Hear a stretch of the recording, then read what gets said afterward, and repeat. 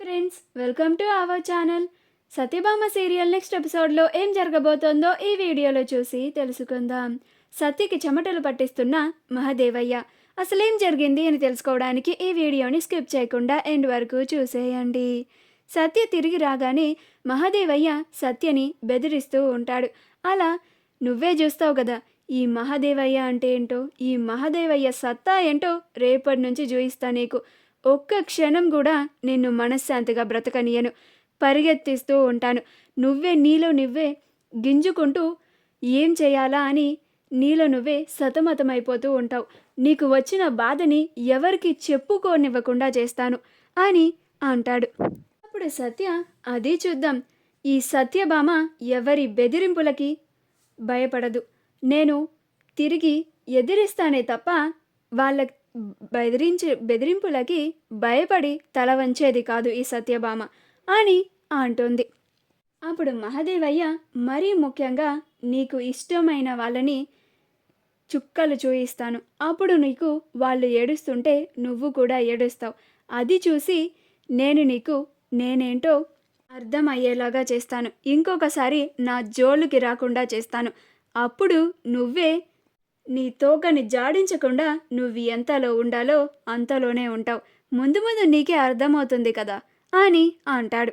అప్పుడు సత్య, ఏం జరిగినా మీరు ఏం చేసినా కానీ నేను క్రిష్ ముందు మీరు చేస్తున్న మోసాన్ని ఏదో ఒక రోజు ఖచ్చితంగా బయట పెట్టి తీరుతాను. మీ అసలు రంగు ఏంటో, మీ అసలు మనస్తత్వం ఏంటో, మీరు చూయించే దొంగ ప్రేమ ఏంటో మొత్తం క్రిష్కి తెలిసేలాగా చేస్తాను. అప్పుడు మీ చిన్న కొడుకే మిమ్మల్ని ఏం చేయాలో అంతా చూసుకుంటాడు. అప్పుడు నేనింకా ఏమీ చేయనవసరం లేదు.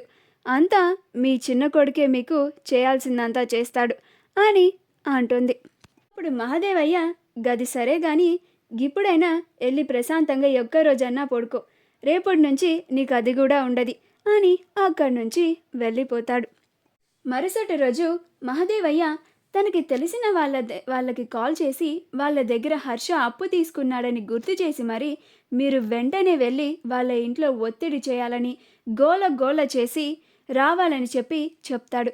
అప్పుడు వాళ్ళు మహదేవయ్య చెప్పిన మాటలు విని వెంటనే విశ్వనాథ్ వాళ్ళ ఇంటికి వెళ్ళి, రే హర్ష ముందు బయటికి రా అని అరుస్తూ ఉంటారు. అప్పుడు ఇంట్లో ఉన్న కుటుంబ సభ్యులంతా కంగారు పడిపోతూ, ఎవరండి మీరు, ఏంటసలు మా ఇంటికి వచ్చారు, ఇలా సరాసరి లోపలికి వచ్చేసారేంటి అని కంగారు పడుతూ అడుగుతూ ఉంటారు. అప్పుడు వాళ్ళు, మీ కొడుకును పిలవండి, అంతా మీ కొడుకే చెప్తాడు అని అంటారు. అప్పుడు లోపల నుంచి హర్ష వస్తాడు. ఏరా, మా దగ్గర తీసుకున్న 25 లక్షలు ఎప్పుడు ఇస్తావు, అసలు మాకు డబ్బిచ్చే ఉద్దేశం నీకు ఉందా లేదా అని అంటాడు.